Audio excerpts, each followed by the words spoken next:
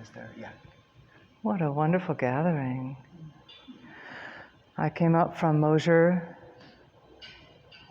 last night because I wanted to see what the vibe was here and what was forming around Clear Mountain Monastery. So it's great to be here. My route to Buddhism started with my parents sending to religious education at the Unitarian Universalist Church in Los Angeles, where one of the things we did in that class as an adolescent was basically a comparative religion class. We looked at all the different religions, and I remember my ears pricked at Buddhism. It was the only one that didn't have external agency. I didn't know that word, but I didn't really relate to a God or a Jesus as an intermediary. So years later and some meditation later, I was living in the gorge, and my parents had both died. My mom had just recently died. My husband, his PSA was going up, and he wound up looking at a prostate cancer and prostatectomy. And about this time, Pacific Hermitage had been going about 2 years, and I'd heard of it. It was about a half hour away. And I felt this turmoil in me, and I thought, oh gosh, I need to get my internal house together because I want to be a good supporter to my husband for whatever comes, and I don't want to be part of the problem or fall apart or feel destroyed inside. And so I started going to the Tuesday evening meditation at Pacific Hermitage, and I've been going for about 8 years now. So it's just been more than I could have hoped for my internal work, my emotional maturity, and my connection to a community, and my connection to something much greater than myself and a piece of history and what the Buddha taught, and my temper and my ability to create happiness and gladness inside myself. And even in those years, I was afraid of periods of despair, and I can't remember really the last time I felt despair. So it's just been really wonderful. So this last couple of years, I've been kind of looking for where I connect in the Theravadan community on the West Coast. So I went down to a local vihara and spent a katina down there helping with that. And then the last several years, I've wanted to look for more balance between male and female teachers in the Theravadan tradition. So I've been branching out and feeling that out. So I spent almost a week at Karuna Buddhist Vihara in the Santa Cruz Mountains with I.S. and Tusika and Chittananda. And I'm going to go to Bargiri the end of the month for a little shy of a week. And I wanted to come up here. So those were the places I wanted to connect. I also am part of a Monday morning puja group that was started out of Portland Friends of the Dhamma and Pacific Hermitage. And we chant the morning puja and meditate and dedicate the merit of our practice every week for the last 8 years on Skype and then Zoom. And that's been marvelous because we're doing those things, we share a little bit, a little check-in, and over the years we've learned a lot about each other, and it's a real heart connection through the sharing of merit about what's in our life. And one of the people who came to Pacific Hermitage was Venerable Nisabho, and then of course his mom had to come visit him there. And then I met his mom, and she heard about Monday morning puja, and I could see this hunger in her face for wanting that connection. I said, well, you could join. Do you want to do some chanting? So she started coming, and then we visited a few times and became friends. And I winter in Tucson, and this is just how it goes, right? I was casting out in Tucson for some Theravadan community, and I really wasn't finding it, or any Buddhist group I felt like at home in, particularly. But she said, is there some place down there I could do a retreat? Well, I checked out this little place online south of Tucson in the Dragoon Mountains, retreat center. And I said, well, they might be good for you. I emailed her 2 days later, I get an email that she's doing a month down there with her Haitian and her husband Doug in late April and March. I think she's still down there. March and late April, whatever. So then I went down and visited her there about 3 weeks ago and stayed the night, and we took some hikes and had a connection. And so it's just these threads that are spanning space and time and what the Buddha taught and what the suttas are saying. That's mostly what I do is I read the suttas and sit in on sutta study. I'm kind of an introvert, and that's mostly how I get my inspiration, along with connections with communities. So it's wonderful to be here, and thank you for holding the space and beginning the space for Clear Mountain Monastery, you and Venerable Kovalo. It means a lot to me. It's in the Pacific Northwest. It's in a big city that needs you. So thank you for being here.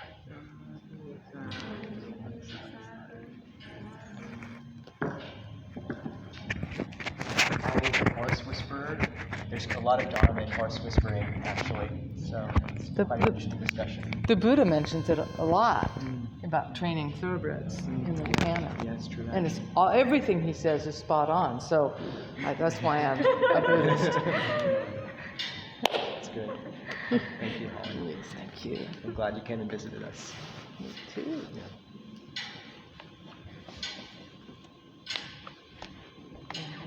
Good morning, everyone. My name is Wanida. I just moved to this area really moved this year in April. Before that,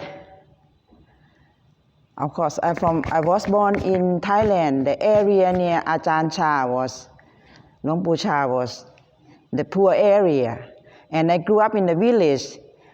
Maybe you can hear from the teaching from several the teachers, Ajahn, about the lifestyle, and I grew up that way. And my mom is Buddhist nun. She passed away for more than 10 years now. And my aunts also is a Buddhist nun, like a Mechi. My mom became a nun after I was graduated from university. She said, my job is done. So I grew up around in that area, but me and my husband happened to move to live in Japan for 27 years. My husband working there. So in Japan, in the northern island, Hokkaido is like Alaska of Japan. There is no spiritual, this desert of the spiritual there. There's nothing much about people we go to the temple or practice or anything like that. So I try to get together with friends to practice that, but it's very hard because not so many Thai friends or not many people interested about the Buddhist. So to live there for 27 years, luckily there is the internet that I can connect to listen to the teaching daily and practice as much as I can. But the hunger for the community is very strong. And when I moved back here, I told my husband that my husband retired now. He's over here. So I told him that to have the good friends is very, Kalyana is very main important to practice spiritual. Kalyana Mitra and Yoniso Manasakan is very important.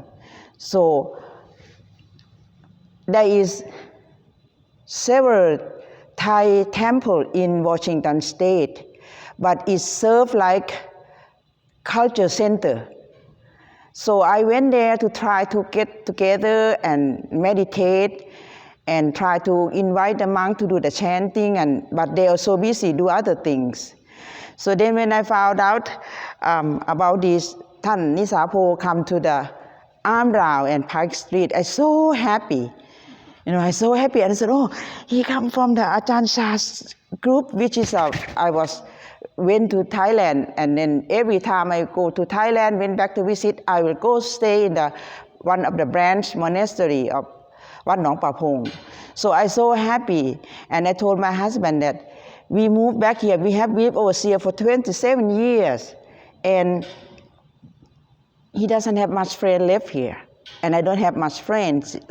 We have to start a new friends, and then said, to have a good friends, we have to go to search for the group that really serious about practicing the Dharma.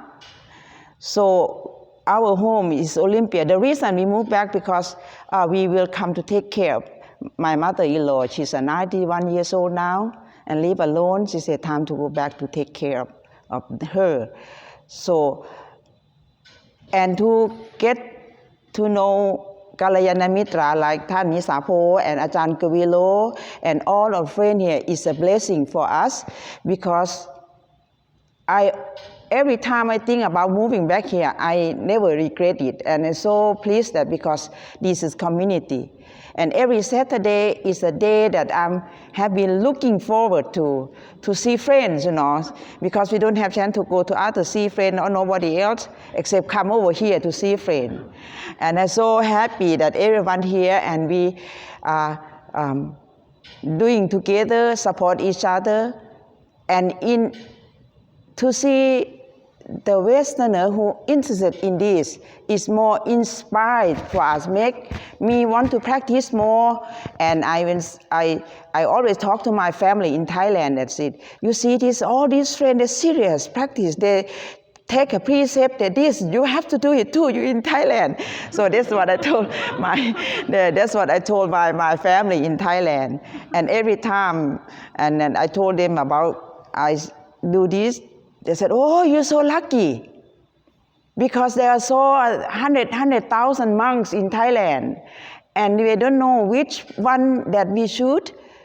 There is a fake one as well, not the real one, so we don't know. But he said, you're so lucky, my sister, you're so lucky. You found a community, you found a Kalyana Mitra to guide and to show us the way, and then to inspire us to practice more. So that's what I want to say. Thank you, and so happy that you and all of us be here. Thank you very much. Wanida, would you say even 60 seconds about your mother and her practice? Oh, my mother have 10 children. In the old time, they don't have the birth control mean of doing that. So my father died, otherwise I have more kids. So my father died when I was 9 months old. So I'm the youngest one. And maybe because become a single mother so young, she's so much hard in her life, but she was very interested in this Dharma practice.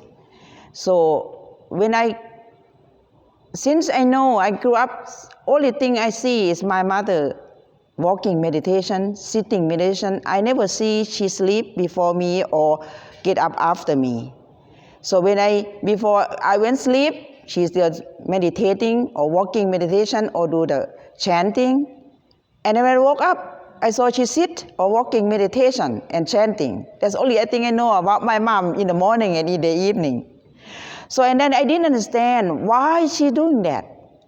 Why when she said we have to prepare the food for the monk every morning, she will go cook and try to cook good things to offer to the dana every morning. And as a child from the poor family, I really want to eat something that we have a little of it, like grapes. We very rare to have grapes. But when she went in town, she bought the grapes and she will offer to the monk. And I was so jealous. I said, Mom, why don't I have that? He said, no, the monk will have first, because 10 kids, you have to buy. But the good thing she will do, to try to do her best to offer to Dana, And now I understand, because we live in Olympia, every morning, just think about what I'm going to cook for Tan Nisabho this today. I was just thinking about cooking or menu of it, being joy to myself already. And just go to shopping, I'm going to buy this, bring joy to myself already. And while I'm cooking, I can prepare this, and then it just And during the offering and after offering, this we call the happiness from the joyful from giving. Before giving, just think about it, I enjoy already. That now I realize that my mother had this happiness to doing that at that time, but I didn't understand. Now I really understand. So my mother have 10 kids and work so hard, try to raise the kids to go to school and things like that. And she still have time to meditate. She's had time to go to the retreat. She has all of this. So we no excuse. We don't have any children or one or two, or they grew up. We don't have excuse to say, no, we don't have time. Because I see my mother example. So that's the chair from my family. Thank you. Sadhu, sadhu, sadhu, anumodam. Okay. So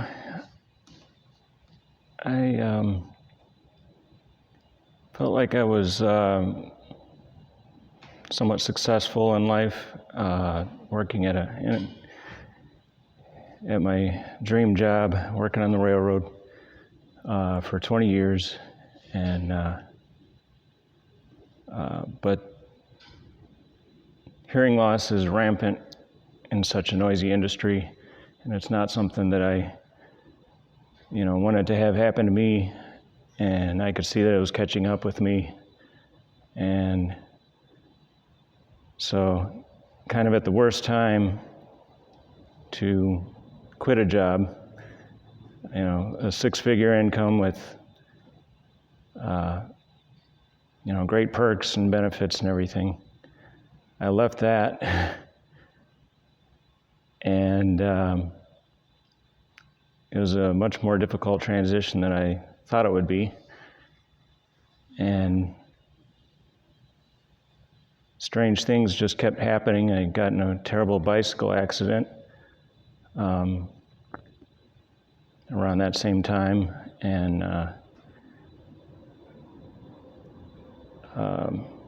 then not too long after that, I lost my first cat, who was 16 and a half years old. And she had such an impact on me that I went vegan not too long after getting her.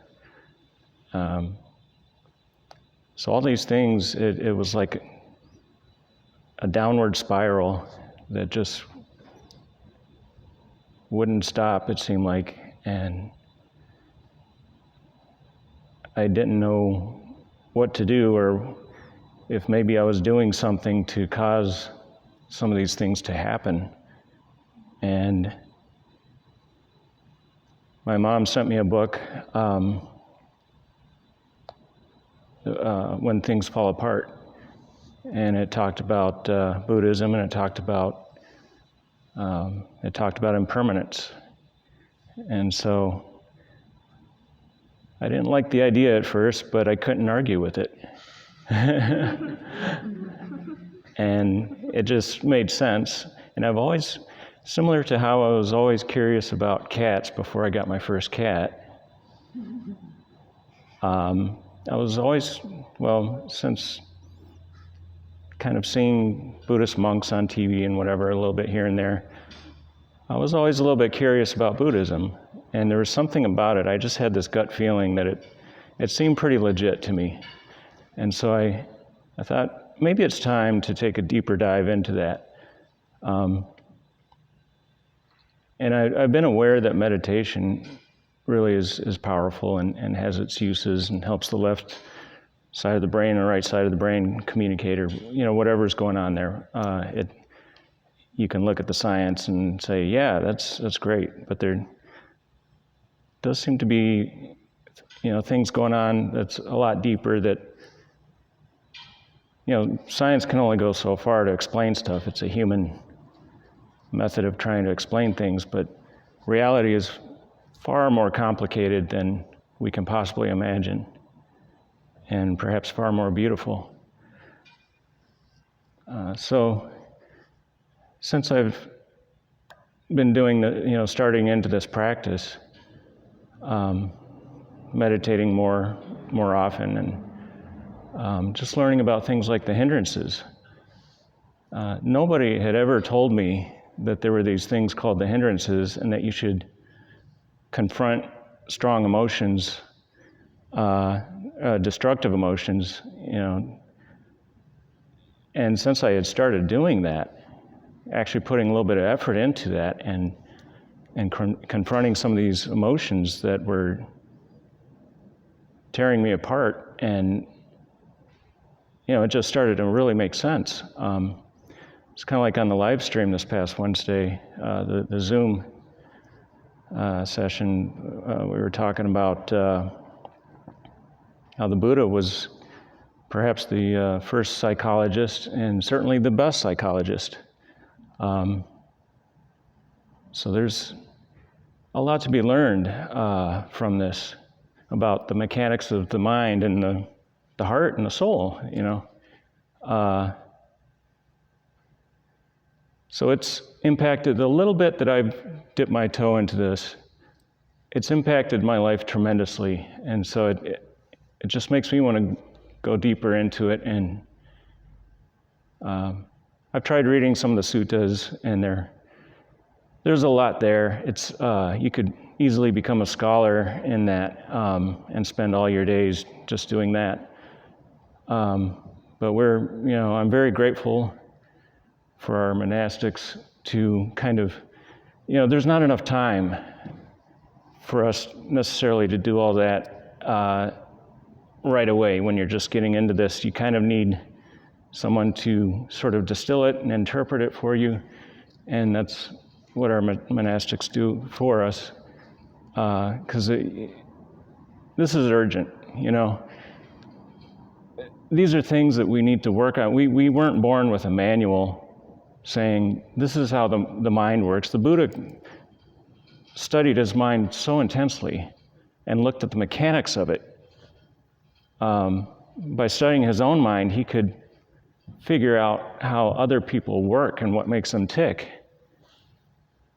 Because we didn't invent our own brain and how it works. And I mean, maybe it's not just mechanical anyway. There's, Buddhism talks about rebirth and a bunch of other things like that. So, I mean,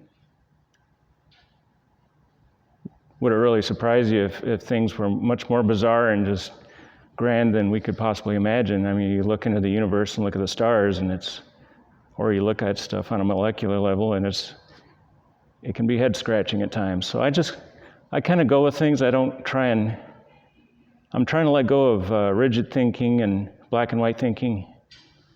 You can be at one extreme or the other, but the truth tends to lie somewhere in the middle. So that's what I've learned, and I hope you all get something out of this. I encourage you to go all in. I've read a ton of self-help books. This stuff that I'm learning now, it's on a league above all that. It really is. But books like Better Off and The Joy of Letting, or what's it called? The Joy of Missing Out, and things, books like that kind of were preparing me for Buddhism, I think. And minimalism as well. I've been into that as well, and just a lot of the ideas of renunciation, and it fits with everything I've been learning. And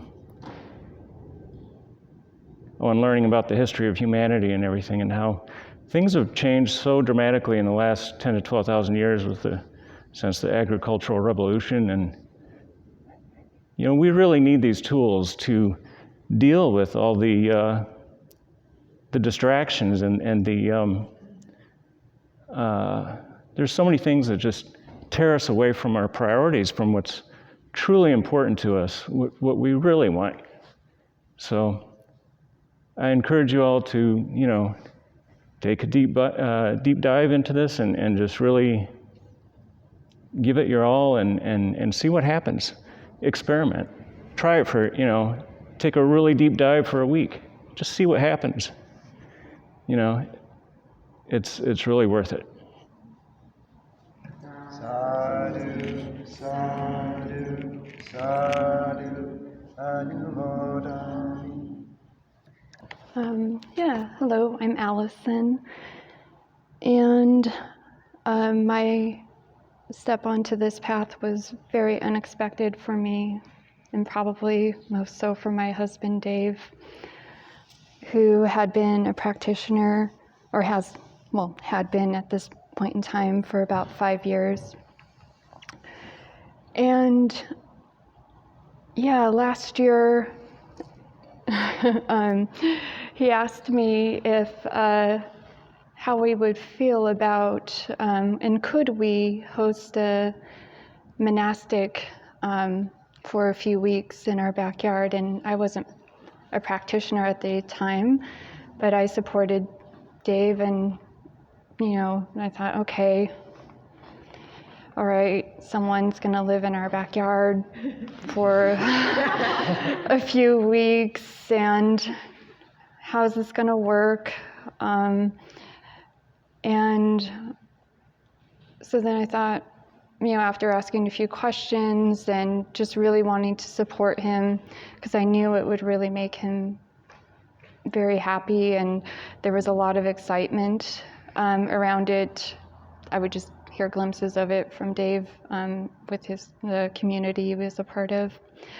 And so I said, yes, well, you can do this, okay. It was going to be 2 weeks, but then it was 3.5 weeks. And I said, this is just 3.5 weeks of a long life. This can happen, and it will be a wonderful, experience. And I want to help Dave out, and everyone else. That'll be good.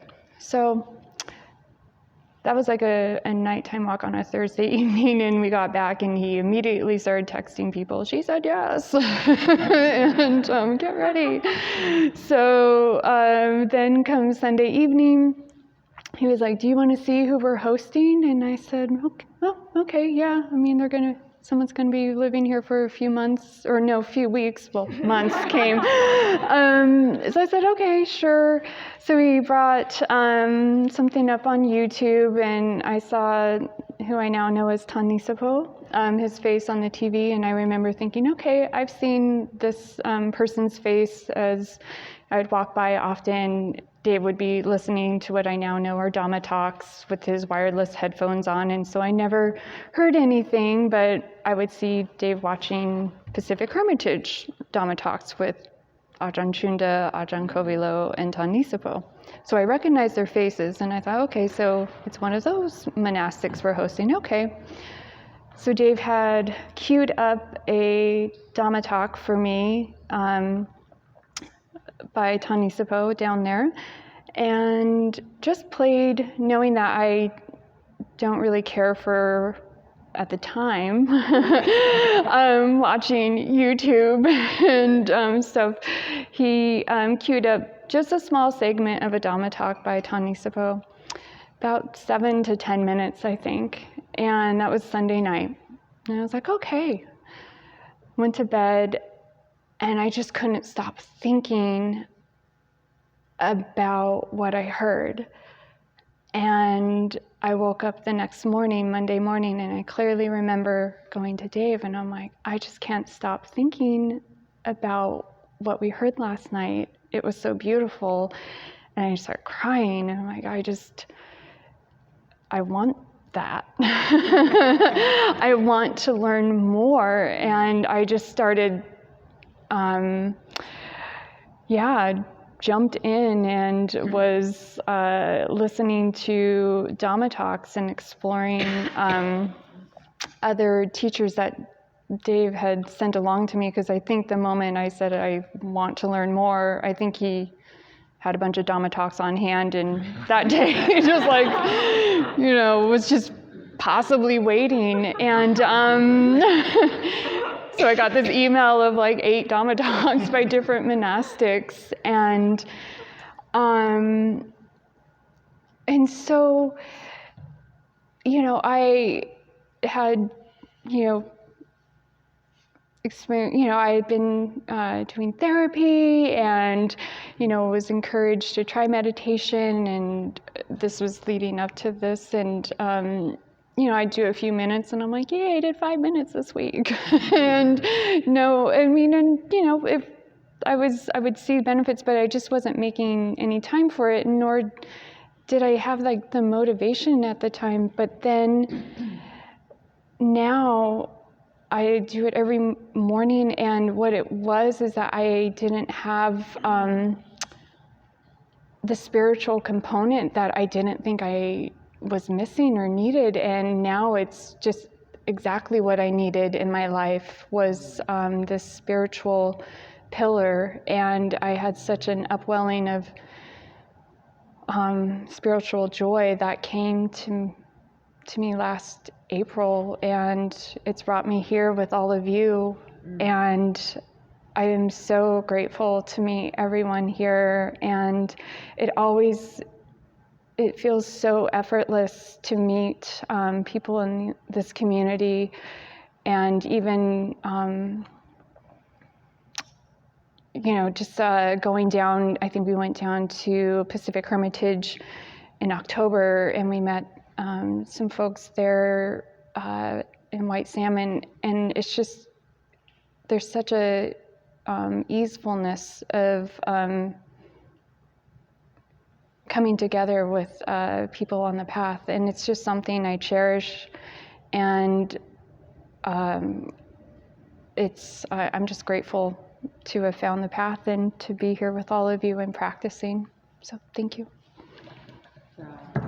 Sadhu, sadhu, sadhu, Anumodami.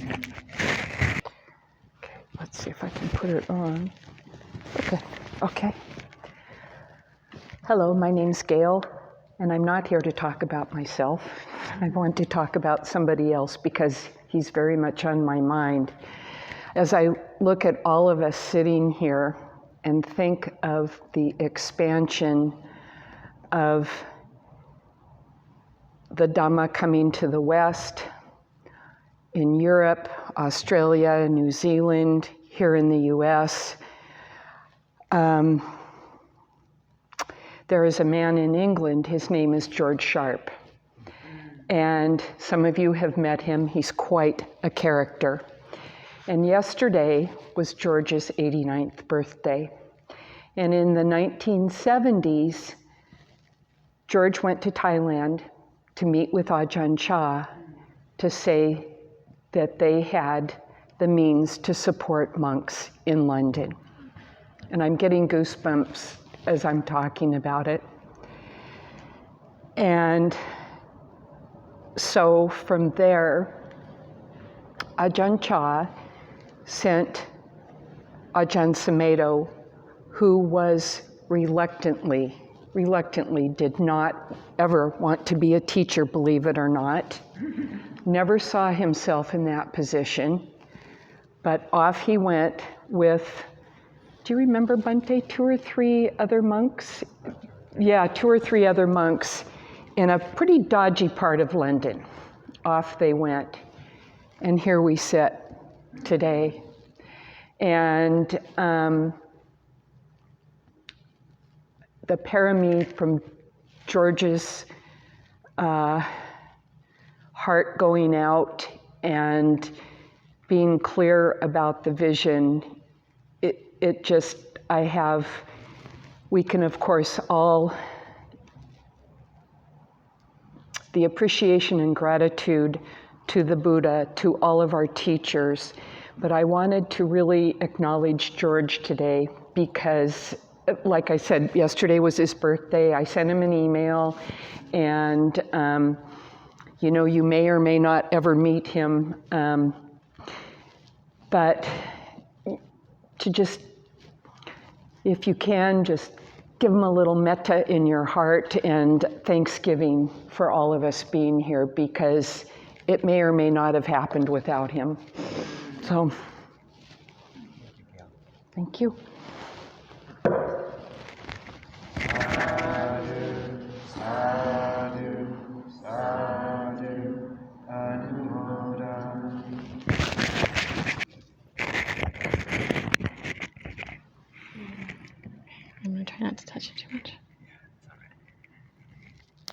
Ah, sorry.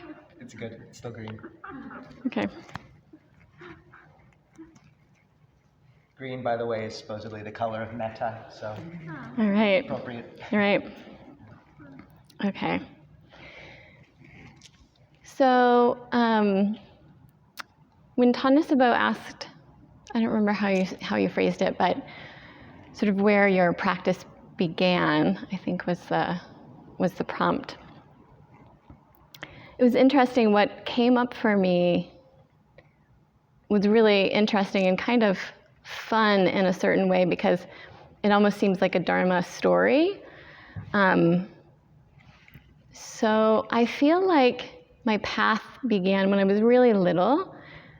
I grew up in rural Illinois, in not really a town, but it was like a collection of houses, a grain elevator, and a church called Pitwood. And I didn't, there wasn't any talk of sort of spirituality or religion or anything with my mom. And it was sort of a difficult, there was sort of like addiction and poverty and all of that sort of stuff swirling around my childhood. And from a really early age, I just had this sort of pull toward something else. And I sort of think about that, like, I have some gratitude for whatever I did in my last life that gave me a lifeline. So I woke up one day and I said, I think I was 8 or 9, and I told my mom that I was going to go to church. That was the only, I had never heard of Buddhism, of course. And she said, okay, well, you know how to get there, right? Like, it's just it's just down the road. So the thing is, I had this little dog. It was a miniature dachshund, and he was the runt of the litter. And in this little town, there were 2 really big scary dogs. They were Doberman pinschers, and they got loose one evening when I was out taking my dog to the bathroom. And they came into the yard. It was dark, and my little tiny dog, thought that he was protecting me and sort of charged them, and they ate him. It did not end well. That's important to the story because when I decided to go to church, to get there, I had to walk past the fence that didn't hold these dogs in very well. And so the first day that I decided to go, the first Sunday I decided to go, I walked up to the fence, and there are like, holes in the fence, and the dogs, their little noses come through, and they bark viciously if they hear you. And so the first day I stood sort of like at the start of where I would have to walk past, and I couldn't do it. I was sweating and shaking, and I was like, I guess I'm not going to church today. So I went back home. And it took me several weeks. So then I would okay, I'm gonna walk really slowly and try not to make a sound, and maybe they won't hear me, right? And so I would get part way, and then inevitably they would hear me or notice that I was there. They would start barking, and I would freak out, and I'd leave. I'd go back home. And so it sort of went like this, but I really felt like, no, I'm supposed to go. I need to do this. This is the thing that's going to change things for me. So eventually, and I don't know why I didn't have a bike, but I didn't have a bike. So eventually I made it, lots of anxiety and stress and whatever. But the first day that I made it, I walked to this little country church, and there were no other kids. I walked in, and they were kind of what do we do with this person? So they made me a Sunday school class, and that was my first,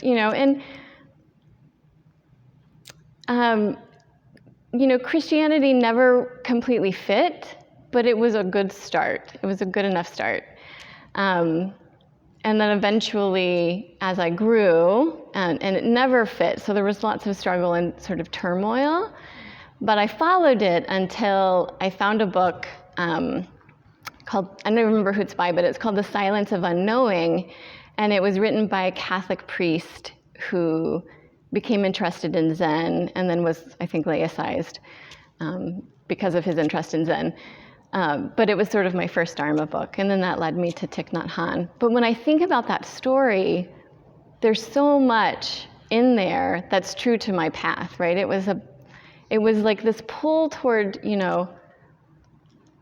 what was holy and true, but there's so much fear that, I'm still kind of walking that path sometimes, right? You come across the scary dog and you have to learn how to walk skillfully and steadily through it, and that's the path of practice.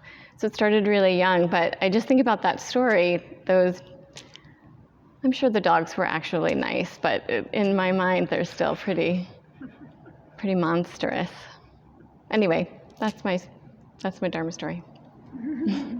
Sadhu, sadhu, sadhu, Anumodanam. Thanks, Gail. Dropped it again. It's still green.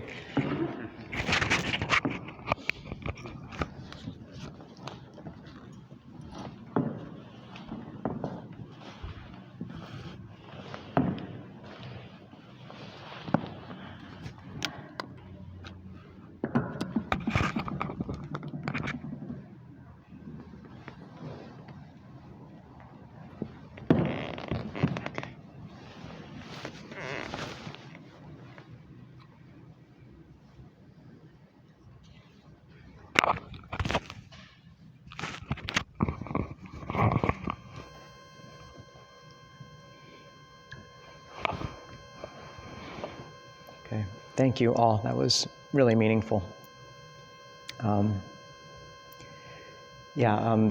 Kim's third or fourth time here. She came up and was like, I want to help however I can. And since then, she's been the key holder for all of us, so we all get locked out if she's not here, if I forget my key. And she's been part of this, and thank you, Kim. To just a few thoughts on a pretty common experience is in Thailand, the monasteries are integrated directly and deeply into the society, which is how the Buddha set this model up.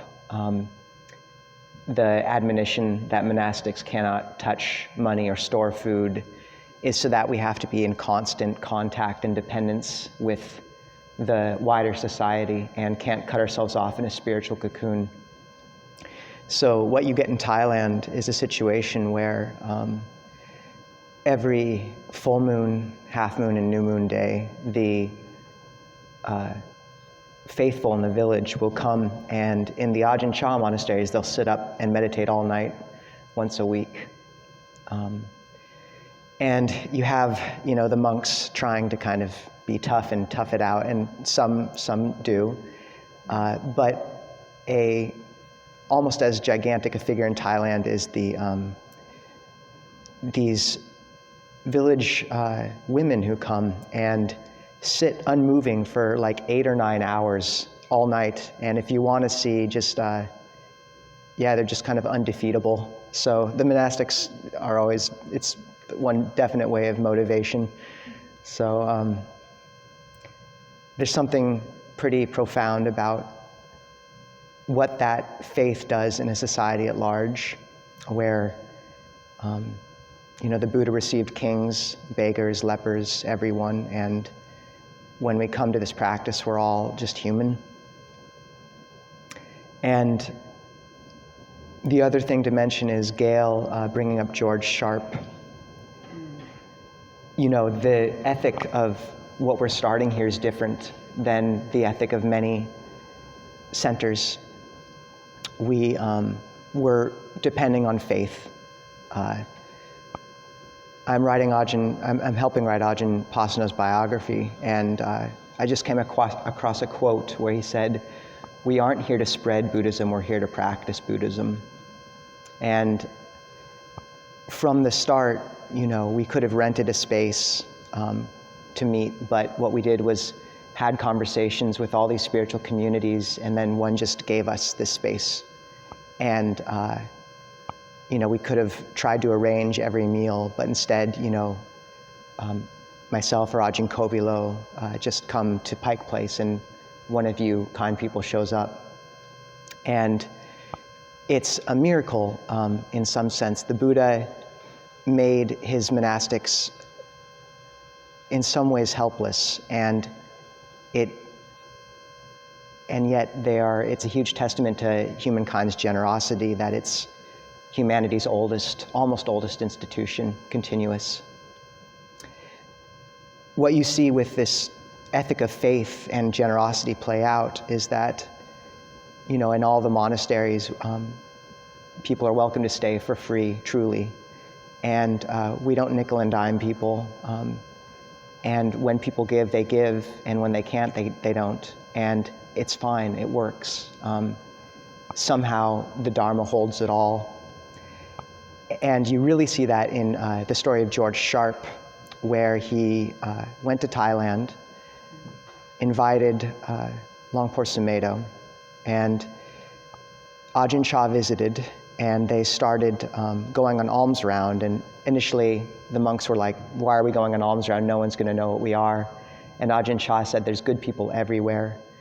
And a few months later, a jogger came along and said, "Are you monks?" And they're like, "Yeah." And he said, "I have this piece of forest.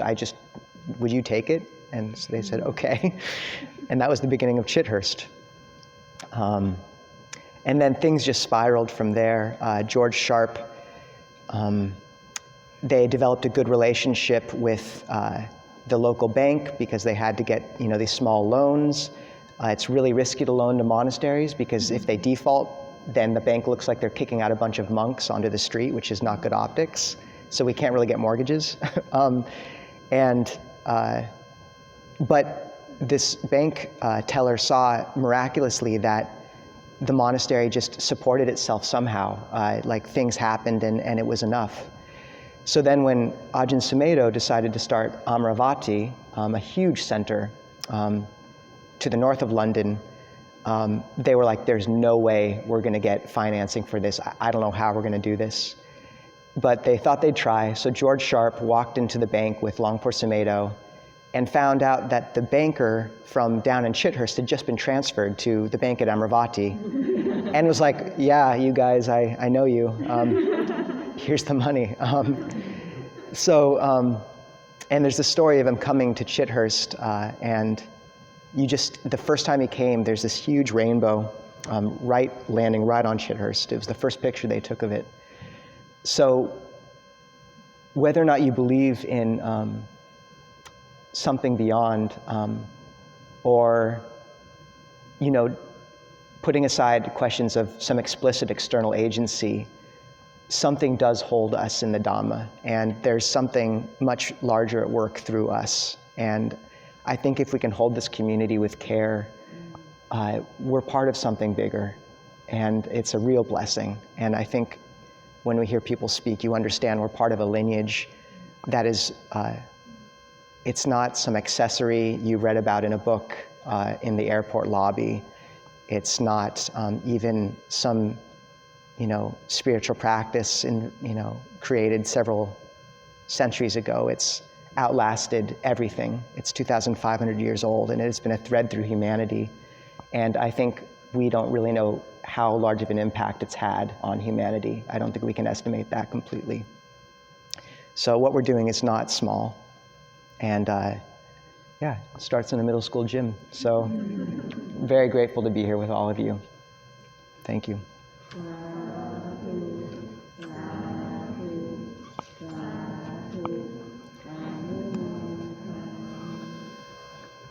never known if we're allowed to sadhu our own talks. So,